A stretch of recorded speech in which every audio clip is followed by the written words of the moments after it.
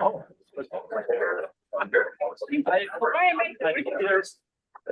There and all out. In the area.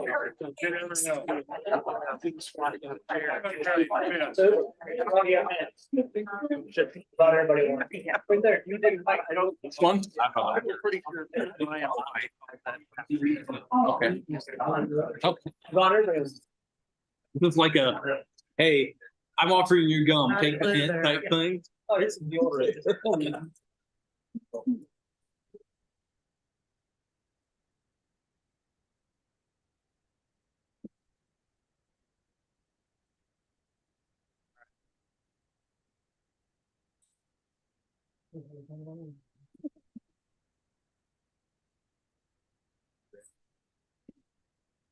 Are you ready? You guys over here ready? Well, we will go ahead and call our city council regular business meeting to order. This is January 4th, 2024 at 6:01 p.m. Lindsay, would you please call the roll? Councilmember Baker, Here. Brown. Here. Cool, Here.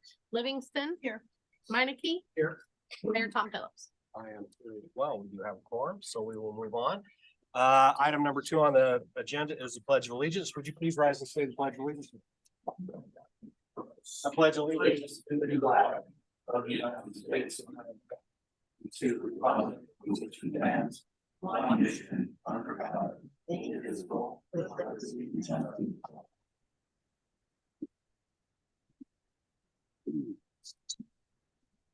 All right, item number 3 is approval of the agenda. We are going to remove item 7 from the agenda for tonight. Would anybody like to move any of the consent agenda items to the regular agenda? Hearing none, can I get a motion to approve the agenda as amended? Motion. Second. Motion by Livingston, seconded by Brown. That's good.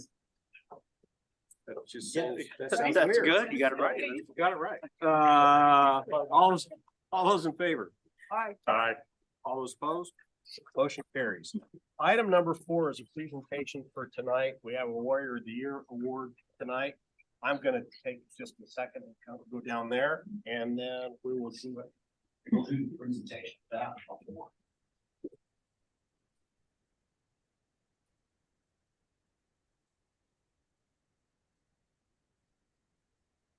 All right.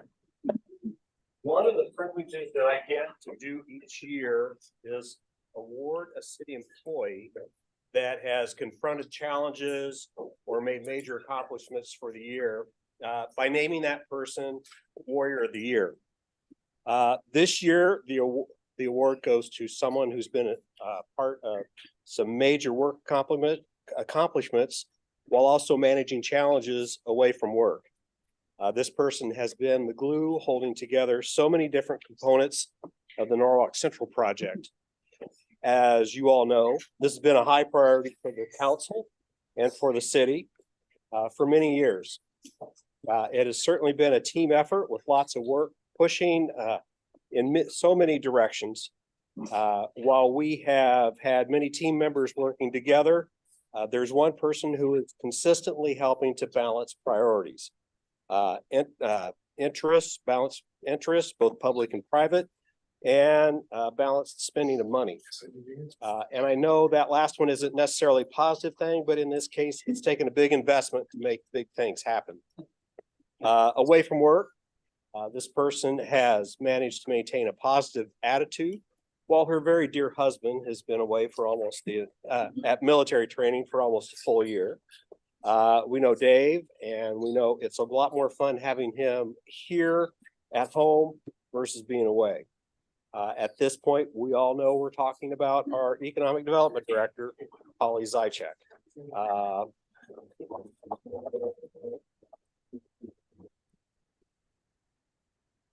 Holly has done a damn fine job this year, deserves to be Warrior of the Year, especially since she has to put up with Luke all year long. So Holly, would you please come up and accept this award? I would have done my hair better if I had. Okay, so you said that the year that I got it, I didn't shave. Right, so. So. 2023, Holly Zychek. Holly has confronted challenges and achieved major accomplishments with strong determination. Thank you for everything.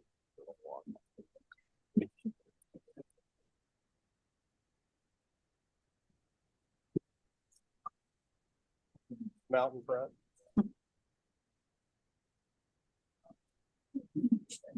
All right, flowers too.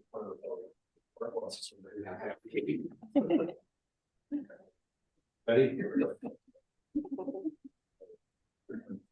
Oh my God. Got it. Your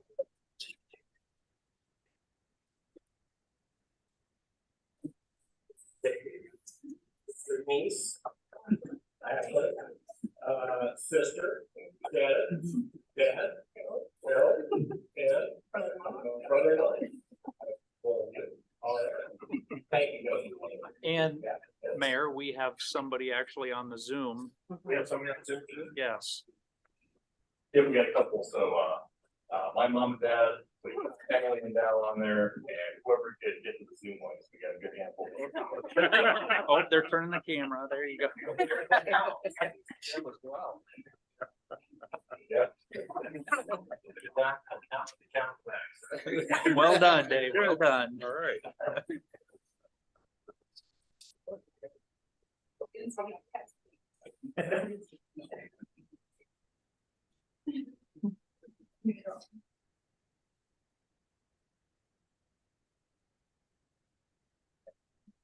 All right. You know, we need to tell Dad he did a heck of a good job.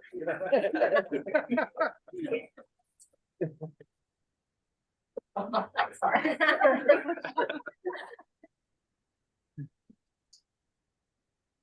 Wanted them to stay for the entire meeting. At least for the consent agenda. All right. Thanks for coming. Thanks for coming. Dad, you're.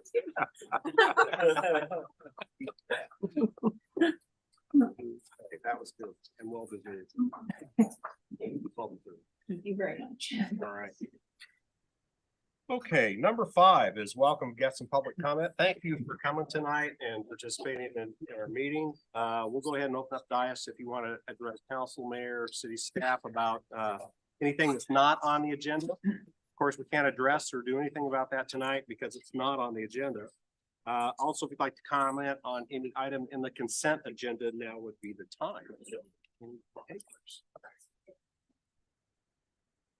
Yeah, go ahead. Come on up and state your name and address. Mike Schultz, 3147 Prairies Drive. I guess my comments are in December 7th, you guys made a golf cart ordinance in the city. Basically targeting our neighborhood. I guess I don't understand the purpose of a golf cart ordinance in our neighborhood. I don't think they need to be registered by the DOT. Adults have been driving golf carts in the neighborhood of the golf course on the city streets for nearly a decade with no issue. So I don't see why you're creating an ordinance now and targeting the neighborhood. I lives in a golf course community for driving a golf cart in the street. City council, I think, has the authority to allow the golf carts to be on the street, and there's no harm being done by adults driving the golf carts on the street. And maybe there's something I don't know about as to the reasoning for this, but I just know you've kind of irritated everybody in the neighborhood for doing this. The designated paths also aren't even big enough to have multiple golf carts going down them, along with maybe like kids on a stroller who often use those. Now they got to have all the golf cart traffic and competing with them on the sidewalk. There's no common sense to what has been done. So I guess a lot of people would like this repealed or rewritten to at least allow the golf carts to be on the streets for adults. I understand you don't want kids driving golf carts on the streets and whatnot, but people going to and from the golf course from their houses is not harming anybody. People going to and from the bars intoxicated on their golf, earning a lot, and the kids driving around the neighborhood in golf carts by parents who don't have supervise them. So if there's people going back and Not forth. taking okay, action, so- right? I can respond. But if there's Take people action. going back and forth from while they're intoxicated, how do you know that? And why isn't anything said on? People can go back and forth from the bar driving the car being intoxicated. You know, I'm not sure if it's really a debatable thing in that the reason why that was put in place is because you say people have been driving up and down the streets out there for years. Well, they've been doing that illegally. Okay, that was not legal before. And we also had citizens who don't like people driving up and down the street illegally. But and no, let me finish. And the police were being asked, and the city was being asked, well, why are these people being allowed to do that? Because they're doing it illegally. It's cut and dry illegal, period. No question about it. You know, it was. So the development that you're talking about out there at Echo Ridge was developed and designed when the city council approved the plats. The developer of the plat requested those to be designated cart paths. At that point in time, the city council made a commitment to allow carts to be operated on the designated cart paths. So every road, every space that was authorized for carts to be operated were on the designated cart path because the previous council had committed to that. So what we did was we legalized what was already committed to. We didn't make any more restrictions. We didn't make it more restrictive. This makes it less restrictive. This also allowed people to cross that don't have a path in front of their house to go across the street at a 90-degree angle to access those paths, and also authorized legally people that are playing golf to cross the public street. What it did was it authorized people to do it, what they had previously done the last 10 years illegally. So if the council said, yeah, we agree with you, we're gonna repeal it. What you're asking for is the council to decide that it's gonna be plain illegal in your entire neighborhood, people have to be ticketed for it. No. Yeah. Why can't you authorize public neighborhood? The city council has the authority to authorize carts on roads throughout the city, as long as they don't cross state highways. As long as they've got headlights, slow moving vehicle signs, flags, brakes. It's state law. Yeah, that's the state DOT law requirement. So what the state DOT says that they are not going to be authorized. State DOT, state code says they cannot be authorized on the road, except for when a city council authorizes them on strictly local roads. So it can't be state highway, so you can never go across Highway 28, can go up and down Highway 28. Roads under 45. Has to be under 45. And the city council does have the authority to make that exception. So if the city council wanted to say, we're gonna allow cart paths, they could just say, you know, we're only gonna allow it for country club members. I mean, they would have to authorize it throughout the city. And then you would have to have slow moving vehicle signs and flags and, you know, all those requirements that the state code says. So what the city council did was they just simply recognized that these paths were originally designed by the developer. If they're too narrow, you can talk to the developer, maybe talk to them into making it wider. But they originally designed it and requested the council at that time, when the neighborhood was developed, to designate those as cart paths. And what the ordinance did was just lock that ordinance in so that the police didn't have to either selectively enforce or turn their heads every time they saw one driving around. So if you want them to repeal it, what you're asking them to do is just say, we don't want golf carts, because that's what the effect of repealing that ordinance would be. Okay. Yeah, there's gotta be another way to deal with this. They looked at a lot of, We looked at it for years. We've talked about it for several years. That's what it came down to. Appreciate you coming down though, because a lot of people just sit at home and grumble in the dark. And you came down and asked for some answers. Yeah. So that's a good, and I'm happy to talk further. I mean, I could show you the laws and sit down and talk to you more about it. I mean, I don't want you to walk away all mad at us over it. Really, It's 3 readings. Yeah. So it's a month and a half Yeah, in the well, process alone. I wish we would have gotten. Yeah, I mean, I think you guys, should have maybe had some feedback for the neighborhood. but I think really, I mean, I looked at it from my point of involvement, and I think everyone else did that. This was an enabling ordinance, enabling the carts to be driven on the paths like the developer requested. To be still off there. And at the time when you had 2 of your neighbors on council, I understand that. I mean, you can ride a bike down the street Yeah, but you can't, faster than you can drive a golf cart down the street. yeah, yep, the state code says you can't have a golf cart on the street without all those other restrictions. You can't do anything else. I guess if you wanna see change, that's a good place to focus. The start is, Your state would be the state. legislature. Thank you. Yep. Anybody else? Hearing none, we'll go ahead and move on. Consent agenda. Tonight we have expenditures, tax abatements. We have the December 21st, 2023 minutes of the regular city council meetings. We have a resolution to approve partial payment number 3 to Progressive Structures LLC for the Northeast Service Area Lift Station and Trunk Sewer Improvements Project. A resolution to approve pay estimate number 2 to Vanderpool Construction for the Sunset Drive, Highway 28 and Chatham Avenue intersection project. A resolution to approve pay estimate number 9 to Elder Corporation for the Sunset Drive, Highway 28 and Beardsley Street intersection project. We have a resolution to approve settlement agreement with Spring Lake Construction LLC.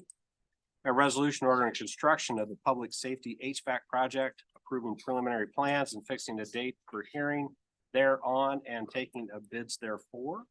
A resolution to approve change order number 1 for the Elm Avenue sidewalk project.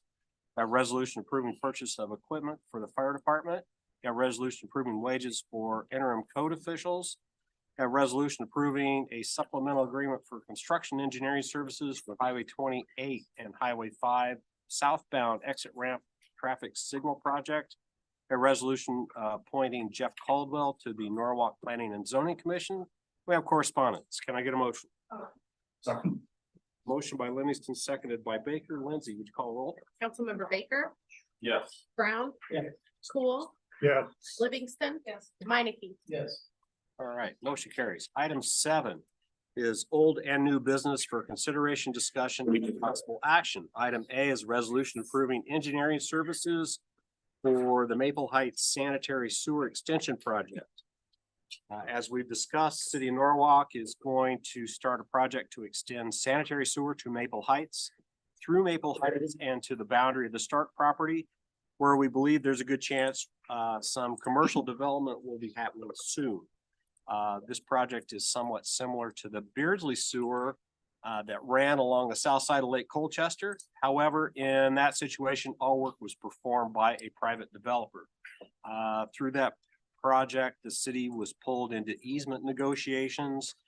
There were some objections by city council, as I am aware. We have similar concerns on this project. Given what we learned going through that previous project, our staff is recommending that we proceed with this development agreement along with the following 3 items on the agenda, as they are all interrelated. I want to be clear that this is not a project to incentivize residential development. This project will be managed and bid by the city, but financed by the developer.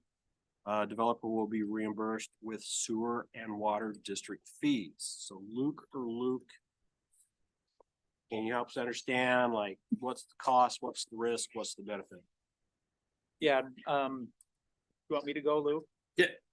Go ahead, I'll jump in when I need to. All right, so the approximate cost is about 1.5 million. That includes the water line, and they are shown in this map. Actually, I realized the only issue on this map that isn't accurate is this blue line will, so the water line actually comes up all the way to this location.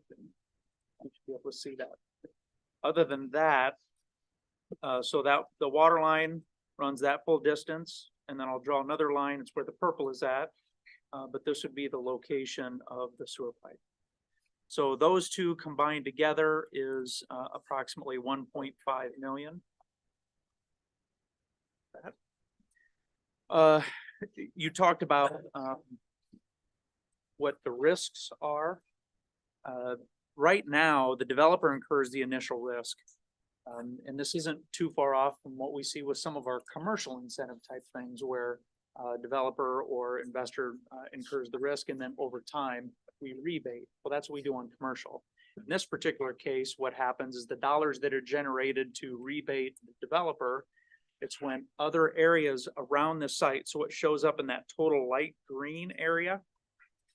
As all of those areas develop, they are served by these improvements. And they pay at the Community Development Department upon final plat. Yes. Upon final plat, they pay district fees. It ranges from 3,500 per acre to 4,000, upwards of 4,200, Yeah. even up to 5,000 per acre. As those dollars come in, those would be the funds used to reimburse the developer. If there was no developer involved in this situation, it would be the city incurring the cost, financing it over time, and we would be reimbursing ourselves over time with those fee district fees that come in. In a perfect scenario, this area is fully built out in 10 years, and all the dollars that flow in would have fully offset that cost.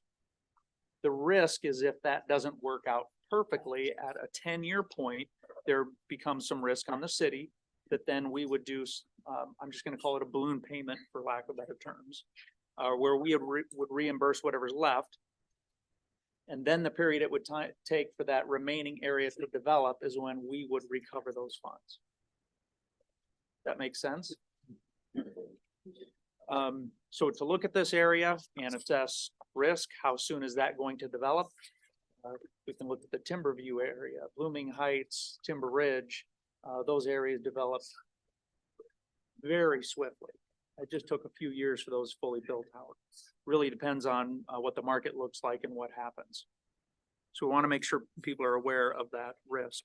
I just add to that as well, Luke, because that quote unquote balloon payment happens at the 10-year time frame. It also does give us a little time leading into year 10, maybe year 8, being able to reevaluate that and do some of our capital planning to appropriately plan for that expense. So similar to if we were to do it just as a city project, we'd plan it out to build it at certain time. We'd just look at that as we approach the 10-year time frame and plan a partial payment if we needed to. Which brings up a good point, talking about that development off to the north. Both of these projects, Holly, you may need to help me out with history on this. It's been several years ago, I must say maybe 3 years ago, that we initially put both of these projects in the capital improvement plan in our CIP. And we just put a note on it way out in the future. I think we put it 4 or 5 years out, so it would just show up in our 5-year CIP. And in our comment section, we say this is a development driven project. That was when we were looking primarily at that northwest area. So up in this general location up here, where there's been discussions about commercial development. And as you know, with public infrastructure, we oftentimes incur those costs or provide some kind of TIF incentive to offset the cost of those improvements. So these projects were in the CIP and planned. It just so happens we had a developer come online that wanted to see that move a little bit faster with a willingness to take on a large portion of that risk. Trying to see if there's anything else that I missed. The infrastructure also increases developability just of that surrounding area, expands infrastructure to areas of the community that without that infrastructure would not be able to develop. So as of today, that commercial area, the one that's circled in blue here, could not develop because there is no access to sanitary sewer or water. Now, one of you might say, Luke, the blue line you drew to the right doesn't get all the way up to that blue area. That is true. That is a component within the development agreement that we would have to specifically work with the developer, Lone Tree, that's developing Maple Heights, of how and where that sanitary sewer pipe travels across their property to that commercial land to the north. And there was some concern, which I'll also bring up at this point in time, that Jackie had reviewed this ahead of time and she sent quite a few comments as she critically takes a look at those development agreements with an attorney eye. She gave us quite a few suggestions. Jim and I have been through those. We didn't get a chance to make all the changes to the agreement and get a revised copy out. But you can expect that there should be a few corrections. I think even the developers will need to take a look. We don't believe it changes it in any substantive way, but does do some better explanation. Okay, So are there any let me just stop right there and ask if there's any additional questions. So I have a few questions. I'm just not sure if they're attached to this or the next, or the next. So can I just ask them now? And, so I, as, right, I mean, I've communicated with you and Jim and with Holly and with Lone Tree, some of my concerns. And so some of my questions are, right, when you look at the whole agreement, it indicates that the city will have the responsibility of obtaining necessary easements. And my understanding is that came about because Lone Tree has attempted already to obtain the necessary easements and that has not been successful. And I expressed at, I think, 2 or 3 council meetings ago that I'm not interested in the city getting involved in another issue like we did with, was it Signature? Beardsley Sewer. Yeah, And Sign- Beardsley Sewer. I continue to be of that opinion. We spent 2 years, I think it was 2 years or somewhere close, trying to negotiate a completely different project with road contractors. It was an incredibly frustrating and unfruitful 2 years. I don't have any reason to believe that it's going to be any different with this project. So that's part of my concern. I also am concerned about eminent domain. I am concerned that really, because of or at least what I see as because of a private development residential project, we are discussing executing eminent domain. And I'm also concerned about how long that whole process takes.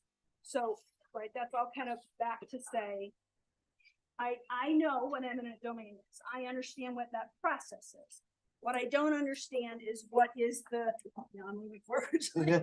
What is the time frame? I am absolutely opposed to the city spending 2 years negotiating to get nowhere. I'm absolutely opposed to the city spending a year to get nowhere. I don't believe Lone Tree has any interest in sticking around for 2 years. And so even if in 2 years we finally get somewhere, I'm not sure they're still here. So my question is, how long do we have to in, I'm trying to look for the right words, right? The fair, I can't remember the right words, but how long do we have to fairly negotiate before we can say we're done with the fair negotiations that are not fruitful and we're ready to move forward? So that's one of the questions that I have. So this is interesting because I just glanced at Jameis and I know he's looking at me thinking that's the exact same question that they had when they were negotiating with us on putting together this development agreement. Tony Belizzi is online. I see that he's muted right now. Tony? So he did a good job of explaining it during the meeting of some of the reasons why it's hard to put a specific timeline on it. Tony, you're still muted. Can he unmute himself? I'm gonna ask them to unmute. I just asked them to unmute.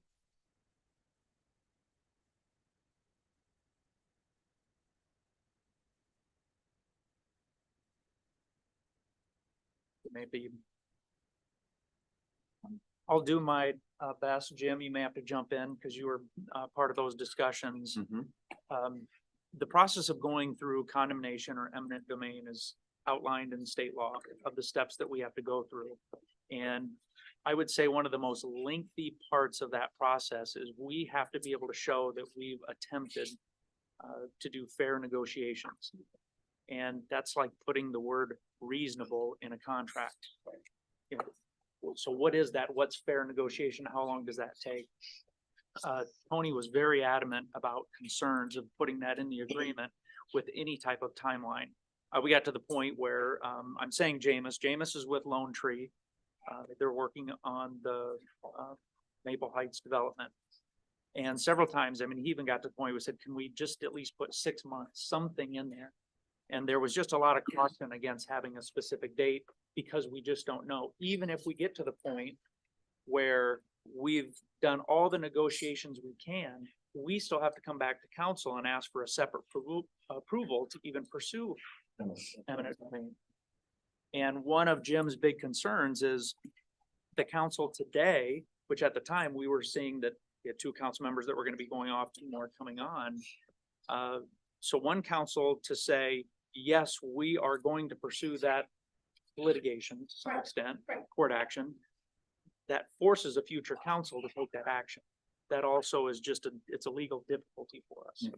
Yeah, I agree. So, one thing these agreements do have is they're contingent upon obtaining. It's clear that this does not bind the council to do an eminent domain.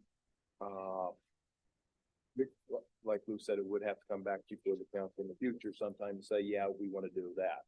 What we mean by eminent domain is forcing the sale of easement through a court process. Now, that is fairly, the process going through eminent domain, it's fairly regimented. So but we can't give you an end date because you can see worst case scenarios in eminent domain where you get through the initial process where there's an award given at some point in time, but then that could be appealed to appeals courts. The amounts of it could be appealed. Normally when those appeals come, it doesn't stop the eminent domain. It's just, where you're fighting over what the damages are, things like that.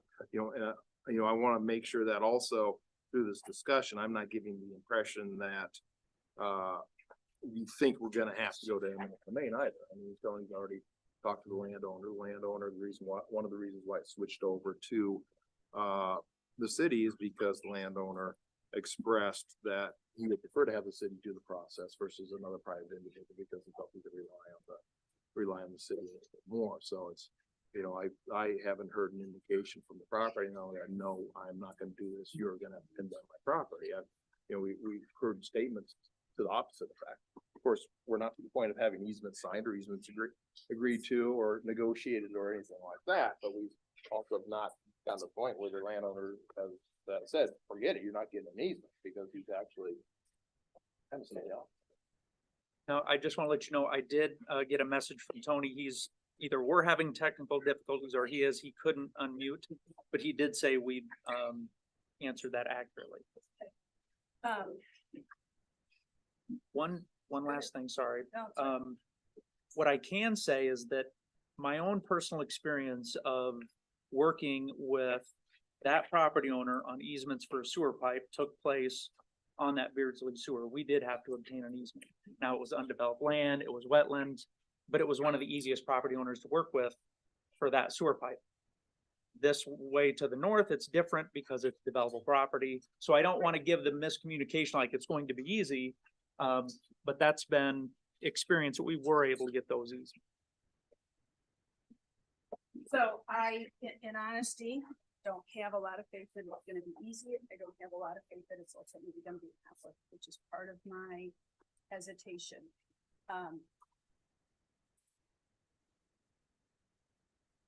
Okay, so, does Lone Tree's efforts to secure the easement count at all for our fair negotiations? I think it's certainly when the court would look at what fair negotiations are, they would take those negotiations into account. But really what it ultimately you have to prove is that you've entered into negotiations with the property owner. There are requirements regarding getting appraisals done, allowing the property owner to meet with the appraiser and give their point of view on what's going on. And, then we basically make our top best offer on that. So, part of the process when the previous landowner, that'd be some evidence that there was some efforts going into the negotiations. But it's, when you say good faith, that, as it's kind of a subjective definition, but there are certain hoops that the code has us jump through. And as long as we jump through those code sections, That's, I'm confident legally, this is a condemnable interest. So from an attorney standpoint, yeah, you could condemn the easement.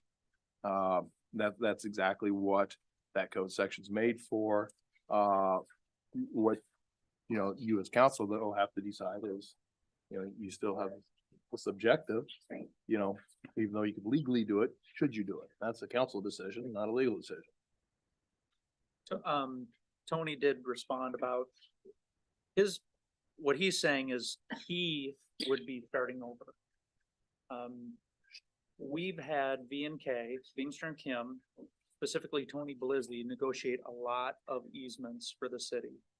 And he has been quite successful in being able to accomplish that without going to condemnation. We've had a number of times where we've been right on the verge, but we haven't had to do that. Sure, your next question is, but how many times have we gotten easements on this property? I don't believe there has been any. So some of my other concerns are, as I understand the agreement, we pay the contractor. The developer then reimburses us.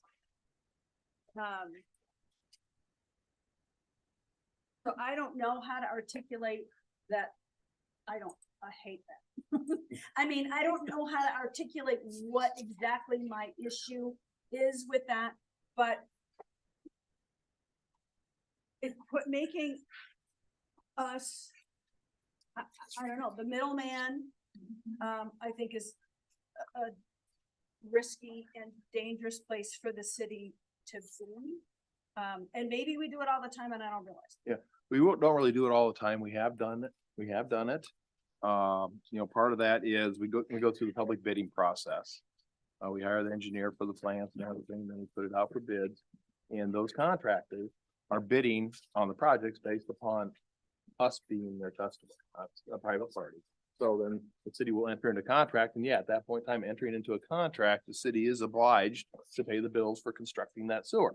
So, there's the first step that would be uncomfortable. It's like, hey, this is, the whole idea of this agreement is that the city's not paying for this right now. It's gonna get paid later, and we're not gonna front the money yet. We're entering into a contract to do that. So that does cause some concern when people first hear that.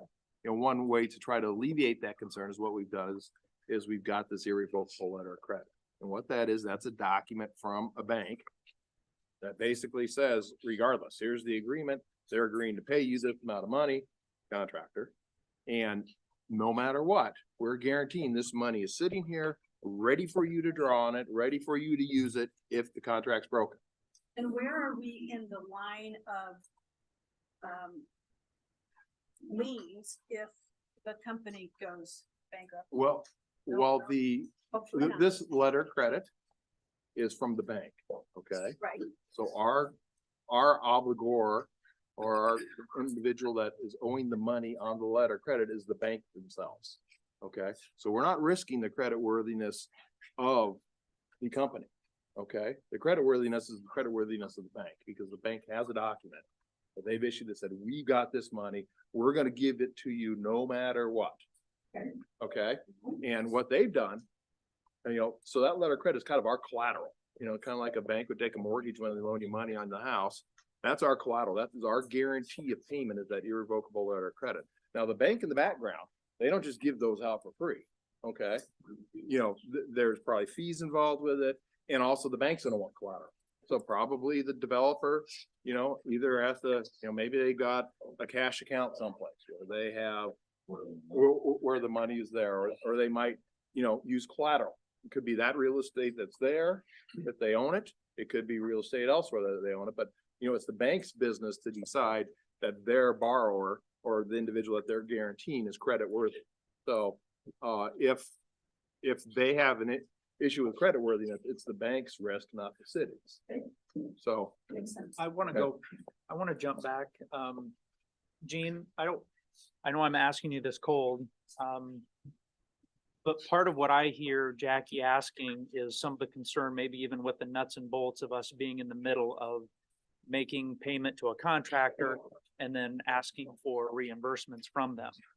That would go through your office. Right.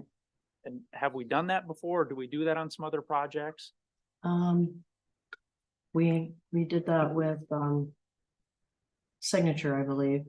They had to submit receipts and then we reimbursed them. Those are reimbursements. Oh, that's right. That was. I think the letter of credit was What one of about the this? sportsplex where we see on the. Sportsplex is the you know, one I the can think common of. improvements Exactly.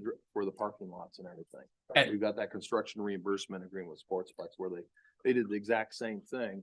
And I'm thinking probably in the next few meetings, you're actually gonna see some more action on that irrevocable letter of credit, because their irrevocable letter of credit guarantees this amount of money, but they've paid, this amount already. So the bank's coming back saying, hey, can we reduce that irrevocable letter of credit? So you'll see that in the future, but that's the example of when we've done it. Well, we have an and that- irrevocable letter. Yeah. Well, we have not. Yes. Okay. Just at a lot smaller scale than that. All of the engineering review that V&K does for us on every development project goes through the same thing. We get billed by V&K, we pay them out, and then we turn around and have to collect that expense from the developers. Thank you. Then the only other, comment or question, more of a comment and hopefully we do things differently in the future. I would like, us to develop, if we can, some kind of policy or plan that we are gonna go to the public bid process, right? Cause there's been a lot of discussion among, a lot of questions by me about why does this one have to go to a public bid when X didn't and X didn't, whatever else. And the comment is, well, gray area and maybe they should have. I don't wanna function like, in hindsight, we probably should have done that, even though maybe we didn't do anything wrong, right? I don't wanna function like that. So I would like if we could come up with some kind of structure, policy, advisement, whatever, that if we're gonna do this kind of development, which X amount of money, or X amount of feet weight, or X amount of property developed, or whatever, then we're gonna go to bid, and if it's less than that, doesn't take away our authority to still say we wanna go to bid, but so there's not so much gray area within our county. We adopted a procurement policy, say it's been within the last 3 years, maybe. I know that Wayne has expressed some, there's some vagueness to that. It's a new policy. We didn't even have that before. Now might be a good time for us to review that anyway, take another look at it and see if we can give some more finite answers to these situations as they come up. I can get a summary put together for you also. Now, ultimately no matter what the law says, there's always that gray area where you can say, well, what about this instance? Where you're dancing on the gray area. I mean, one area that's not gray is the code says you don't have to have public bidding if it's being paid for solely by private funds. So, the question of if we have a developer come in and put in a subdivision and they put in a trunk sewer down the middle and it's solely paid for by them because they're putting in the private improvements, even though it's gonna be dedicated to the city, we're okay with that. That's fine. That's clearly fair. Gray areas could be, however, situations where developer pays for it, but they're gonna get reimbursed through city funds, which would be the different district fees and stuff like that. So that's a little bit more of a gray area because you're getting money. The city's collecting those district payments and they're getting pushed off to a developer. So is that city funds paying for the progress? So that's where those gray areas are. I understand the dilemma, but in the course of the discussions about this project, it has been said to me several times. Well, if you look back at this project, maybe we should have in hindsight, or if you look back at, I know we can't be 100% certain. I know there's a lot of gray area and a lot of room for interpretation in the law. But to the extent that we can, I'd like us to firm this issue up so that we're not having the need to have this kind of discussion. I agree. I agree with you. That's a very good point. So the only other thing that I wanted to ask, remember now. I don't remember, so I'll come back to it. I have your discussion about the letter of credit. Therefore, I'm assuming that if we went ahead and built this and it took X amount of time, finally, it would prevent Lone Tree from, man, we just can't go forward with this. Now we've spent all that money and we're not gonna have any development there. to, No, you know, that- to help. We've talked about timing on that. That was a big discussion that we had with Lone Tree because, you know, that was definitely a concern on our part and on their part. So basically, the first thing that we're looking at, really the linchpin of getting this done is making sure we have those. Okay. And that's why the agreements are contingent upon, I'm just worried about Needs our approval. exposure. but you know, we would not go out for bid or start the project beyond the easements. Once you get the easements, Until we've collateralized with the letter of credit and we've got everything. Council member report this first one. As I could possibly make. Yeah. As far as, are we just locked in on that spot? Or is that an engineering problem of some type? That was researched. Engineering went back and forth. In fact, even Brad Cooper, the engineer for the developers here, he met with our public works director, with our engineer, community development. They looked at the possibility of being able to run a pipe further west and feed it back from that direction. These are my technical engineering terms. I'm sure they're perfectly accurate. The quick explanation is it doesn't work. Kind of like where you can't build a pond on a farm at the top of the hill. But that it has been Good, there'd be researched. a lot more expensive. Yeah. Thank you. I guess my only thoughts on this, couple things. One is I think that it's very much in the city's interest to see this project successfully completed. I think it is because the development not only there, but the potential development further out in this wonderful area. The other point that I'd like to make for us to think about is I don't mind developers being at risk. Okay, because that incentivizes them to get the thing done. I don't like us being at risk because, you know, we don't have a dog, we don't have a profit from the business. So however we meander through this, hopefully we get done successfully. I would like to have it kept in mind, right? That I think it's in the city's interest to accomplish the project. Risk needs to be with whatever developer you're dealing with, not with the city. So if those two things get done, I'm probably pretty comfortable with something. Holly, did you have anything did we miss anything talking about, we've been talking about that commercial development to the northwest? Yeah, I would just say that, you know, there's been a lot of interest in that area for a long time. We always put it on the back burner, like you mentioned, with the CIP, kind of pushing it out a few years because we didn't have services out there. But now that there's that opportunity, it does pique my interest because I feel like we're quickly running out of commercial and industrial developable land in the community.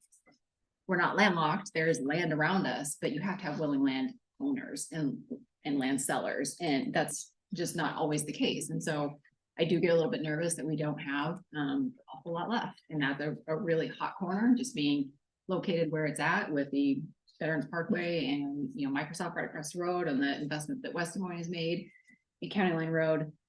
So I am comfortable with this development group. I've talked to them and looked into their development quite a bit, and just having a really high quality development and development group interested in taking on this type of a project that will allow us to further that commercial development and have that infrastructure in place is really a good opportunity for us at this point. It's unfortunate that it had to come to this situation this way, but ultimately I think we're in a good position on the city end. I totally understand where Jackie's coming from and those concerns, feel the same way.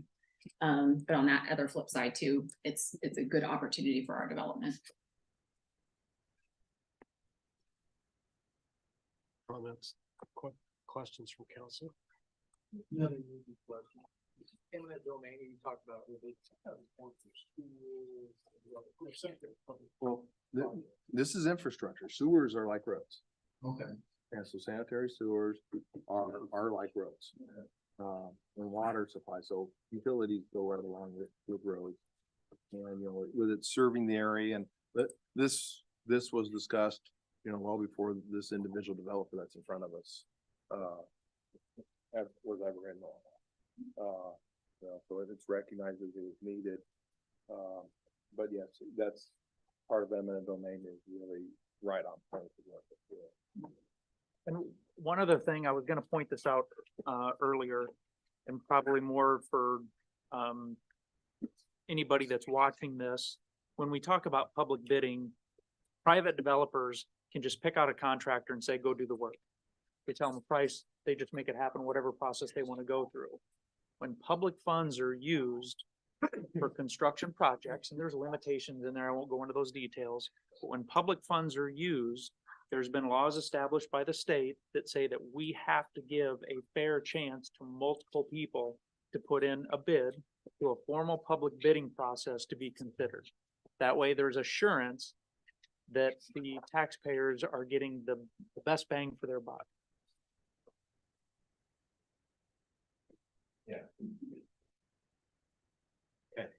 So my only other comment, and I'm still.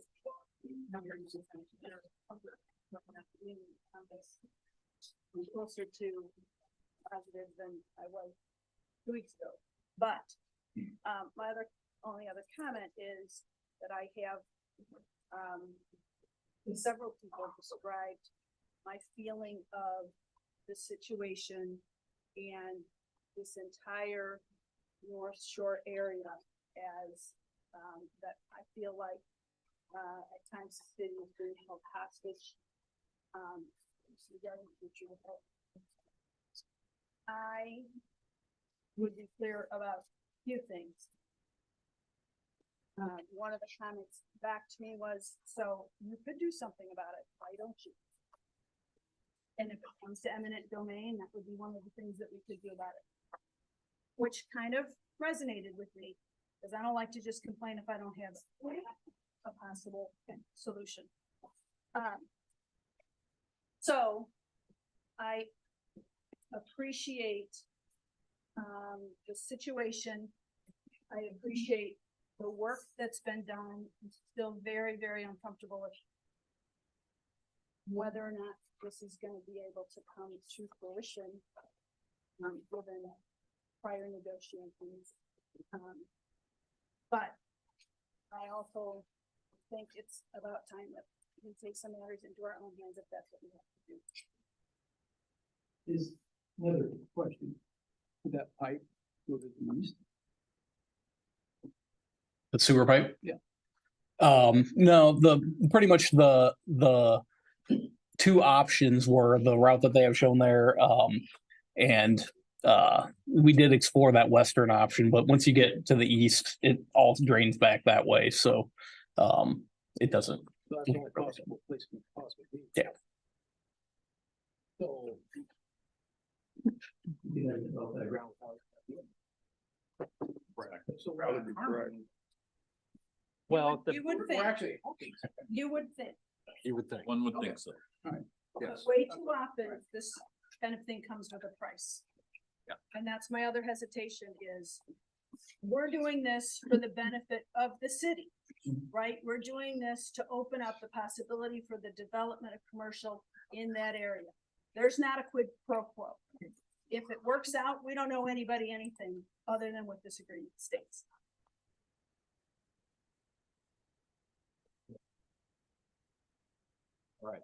We'll open it up for public comment.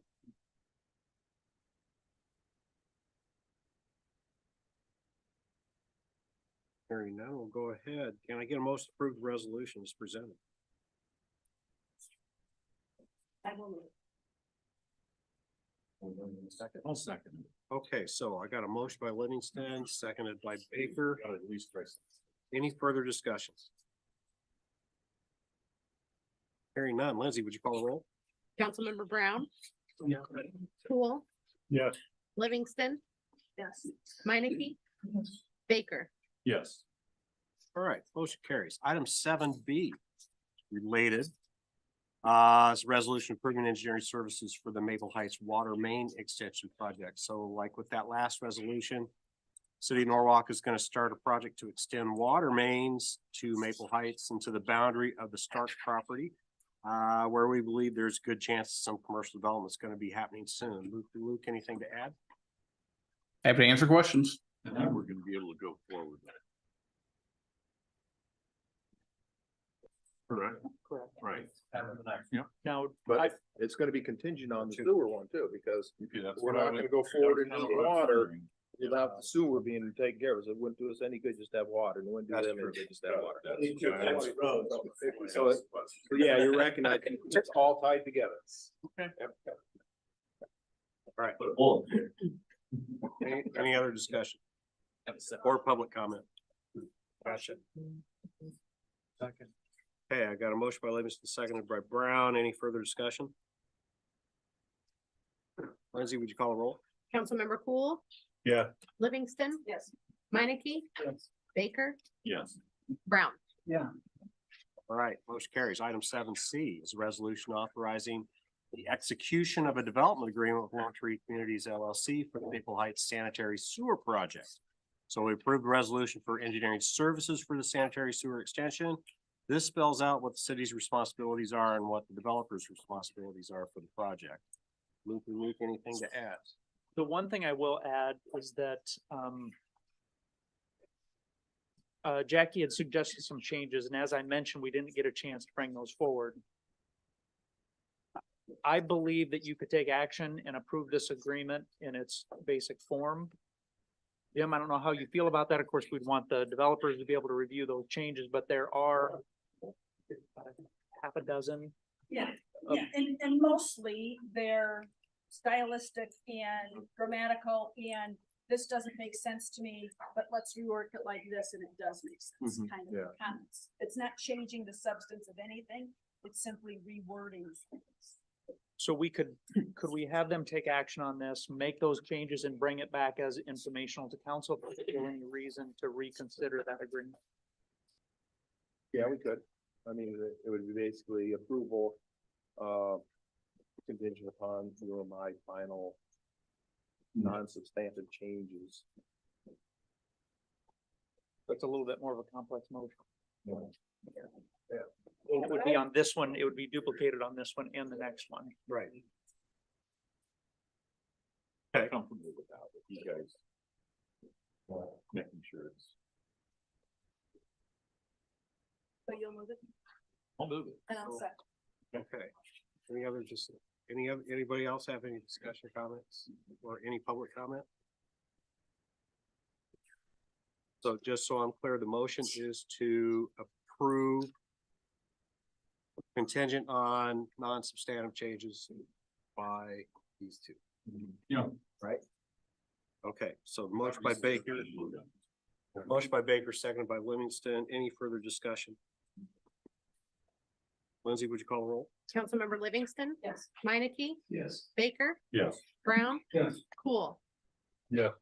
All right, motion carries. Item 7B, resolution authorizing the execution of development agreement with Lone Tree Communities LLC for the Maple Heights Water Main Project. So we approved the resolution for engineering services for the water main extension. This spells out what the city's responsibilities are, what the developer's responsibilities are for the water main project. Luke, anything to add? Oh, sure. Okay, any discussion, questions from council or public comment? Anybody want to make a motion? Same motion, second. Same, yeah, same motion, right, same motion with non-substantive change. So that's a motion by Baker, seconded by Livingston, I believe. Any further discussion? Lindsay, would you call the roll? Councilmember Minneke, Yes. Baker, Brown, Yes. Cool. Yeah. Livingston. Yes. All right, motion carries. Moving on forward.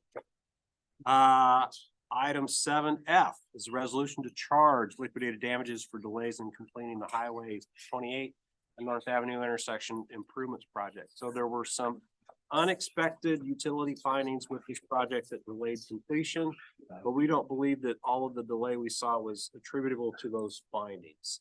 So we're gonna seek liquidated damages for the project. So Wayne, I'll let you take this one from here. Thank you, Mayor. I discussed in the agenda statement some of the utility conflicts that delayed the project. There was multiple CenturyLink, Lumen conflicts, MediaCom, and another fiber delay. The utility conflicts ultimately led the project to extend into the winter months where the contractor shut down, carried over into the spring. I have a recommendation in there not to charge the contractor for those delays. They were unknown utilities. The major conflict out there, CenturyLink didn't even know it was in the ground, so we couldn't identify it as a conflict ahead of time. It was discovered during excavation. There are some delays that are attributable to the contractor. They had a sub that went bankrupt and changed ownership. They had another sub do work that we didn't approve that required to remove and replace it. And then it took them a substantial long time to do the final completion. From substantial completion to final, there's a lot of delays there. So there was some costs attributable to them. We did incur additional engineering costs, $39,200. The LD's recommended, and the agenda statement would cover that.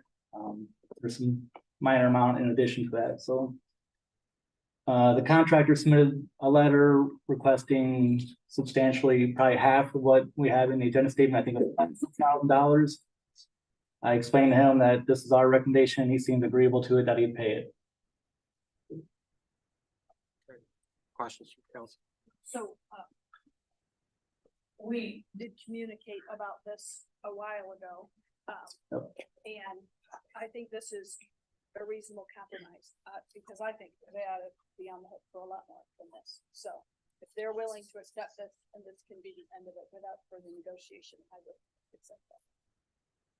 I think some of the weather issues were attributable to them. I think they could have gone to work sooner than they did to get this done sooner, and they didn't. Right. So that's my issue. But I think this is a fair resolution. Any other comments? That's the first that I knew it was late. You're not paying attention. I'm kidding. I know. I think it is I think I agree that this is a reasonable.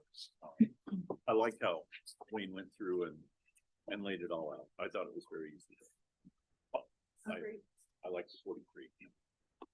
Yeah, it seems pretty reasonable and fair. And hopefully we've had the last surprises in our street. Yeah, because we run into this couple. Any public comment? Motion. Second. Who said? Ed? Yep. Okay, so motion by Livingston, seconded by Poole. Any further discussion? Lindsay, would you call the roll? Councilmember Baker. Yeah. Brown, Yes. Poole, Yes. Livingston, Yes. Meineke. Yes. Motion carries. Item 7G is final reading of an ordinance amending the official zoning map of the city of Norwalk, Iowa by amending the parcel C land use regulations in the Dunn property plan unit development. So because stormwater drainage detention area is behind one of the parcels, request was made to reduce the setbacks for that parcel since the detention area provides the buffer. Luke, what else? That's perfect. Thank you. Any questions or discussion from the council? Or public comment? I get a motion to approve the final reading. Second. Okay, so motion by Livingston, seconded by Brown. Cannot beat Jackie. First. You kind of make an impact. First meeting. You are. Good job. There you go. That's a good idea. Okay, any further discussion? Lindsay, would you call roll? Councilmember Brown, Yes. Poole. Yes. Livingston. Yes. Meineke. Yes. Baker. Yeah. Okay, item 8. Future agenda items. So the purpose for this is to give council an opportunity to give direction to staff by way of motion to have items placed on future agendas.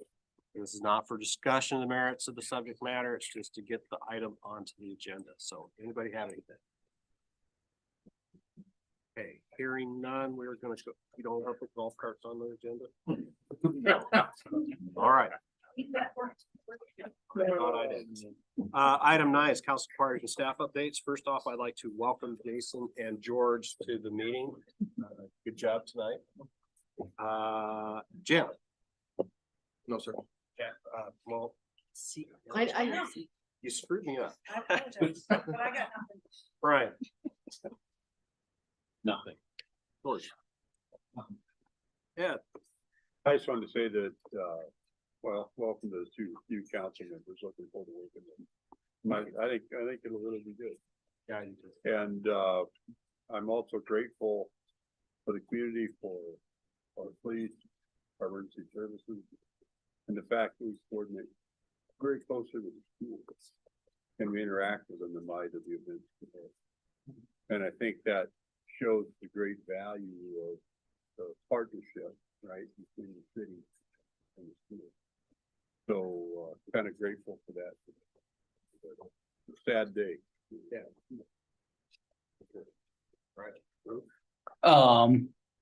Got final inspection tomorrow for the Starbucks. So barring that that process, if they got anything to wrap up, I think they're aiming to open soon. We are currently reviewing the Quick Star building plans and the Christian Brothers Automotive building plans. So two projects you approved recently are in the building permit standpoint. And I'd mentioned in some previous meetings, we had been searching for a building official position. We've decided, as you saw on your agenda tonight, appreciate you approving that. We had a couple of our staff members really advocate for stepping up and taking on some of those roles. So we're excited for them to step into some new things and learn some new things as well. So we'll still be doing some things, outsourcing a few of our reviews as we get some of our staff more trained up with things and get them caught up with stuff and get them up to speed. So we're hoping to have that done here in the next couple months as we slow down with the winter months and can focus on some of those trainings we need to get done. So thank you. Carrie. Nothing tonight. Tony? He said he has nothing. Oh, Tony has to, oh, thank you. Wayne. The only thing I have tonight is, it looks like we'll have our first snow ordinance here Monday night and a Tuesday. They're talking 2 to 5 inches. Yeah. Wow. We've been, Why are you doing that? it's been a good winter so far for public works, so that's it. All right, Chief. Yeah, again, also just thoughts and prayers to the city of Perry as they work through the tragic events that occurred this morning, so. Terrible for all the officials, citizens, emergency responders. Chief. Yes, as you know, Officer Sauer was able to get to Perry and assist, and seems like a long ways to go, but even though he did drive furthest from the Westcom agency, once he got there, they did have work for him to do, and he helped clear the building after the things had settled down. So anyways, it was good to be able to send somebody there. It was good to be able to be part of Westcom, where that many people from that many 25 units or so from Westcom responded to Perry, which is not even in a Westcom area. So the reverse of that is, if something like that tragically happened here, the number of police officials and emergency responders that would come here would just be overwhelming. So anyways, it was good that he was able to help out. And then secondly, we, as I reported at the last meeting, we had officer candidate testing. We got written results back, and five of the 9 did not pass the written test. And so we're down to 9 total applicants, and we're going to interview on Wednesday the 17th and hope we can find at least 1 or 2 out of that. That's all I got. Thanks. Gene. We completed department budget reviews this past week. Waiting on the county numbers at this point. I think they were supposed to be due January 2nd, but they're still working on a few items. Been in contact with them and should have those numbers hopefully within the next few days. Warrior of the Year. I'm gonna say I'm completely shocked. I saw my husband walk in. I'm like, oh, that's cool. He's coming to a council meeting. And the rest of the family was like, oh, no, you didn't. But thank you from the bottom of my heart. I know everyone in here. I mean that with everything, that all of our department managers are amazing. And I know everybody's gonna kind of take their turn probably in getting this, because everyone is awesome. But thank you very, very much. I appreciate that. And thank you, Dave, for just being such an awesome husband and supporting all this craziness. But just on a couple quick kind of fun stats for last year, you know, we tallied up over 20 new businesses that opened in Norwalk. 540 new jobs were added, so that's an 8% increase in the job market in 1 year. So that's pretty good for growth. And obviously, you know, all of the different things that happened, but we will send out our year-end recap to you all to really pinpoint each one of those projects that happened in the businesses. And then we announced the TPH Academy, Sports Academy today. We'll be going into the Sports Flex building. And like Luke mentioned, Starbucks is finally coming to an end here with getting ready. So they will be opening on the 12th, assuming their inspection passes. So that's another good option for everybody. But again, thank you very much. Jean, Nothing for me tonight. Thank you. Robin there? She's on Zoom. Lindsay? On Zoom. Oh, she's on Zoom? Yeah. Robin? I have nothing. Okay. Sorry about that. Lindsay? No, not Jason? No, it's nice to be here. Woo? Oh, a few quick things. Also echo the welcome new council members. Thanks for getting involved right away and asking good questions, George. Thank you. Also, Jim, I really appreciate your presentation. Your response to the questions that Blake had about the golf course. I thought that was a great way of summarizing that, and I appreciate you even offering up your time in case they have other suggestions. This next week, I do a year-end presentation to the LVA. They invite us, I say us, because they invite myself and some other department heads periodically to do a presentation. So I was going through putting together a few slides, and I've reviewed, you know, our monthly reports that come to you. But if you really dive in and you read the monthly reports that came in from the department heads for kind of that year end 2023, and they put together some professional documents. It was really neat. I found myself just being able to go in there, take screenshots, put them in a presentation to show what our departments are accomplishing. I was very proud of our department heads going through that. And I would echo what Holly said. Mayor, it's going to be a tough choice of each year. You know, that warrior of the year, we got a lot of good people. All right. Only thing I have is January 13th, community chat in here at 9 o'clock. We stand till 9 or 10:30. So join us if you want to talk. You get to choose the topic. So Jason, I'd entertain a motion to adjourn. No, I would like to entertain a motion to adjourn. I'd like to make that motion. I would like to make it. Not entertain it. Sorry, I've been entertaining it and now I would like to. All right. Right. Okay, so I got a motion by Brown, a second by Meineke. All those in favor say aye. Aye. All those opposed, same. We're adjourned, 7:13 PM. All right. The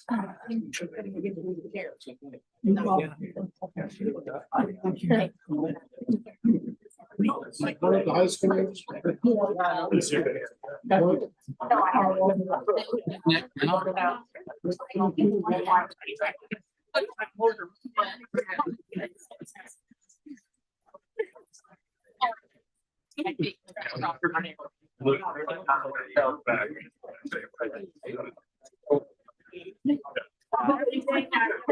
It is, but it occurred to me, I need to ask.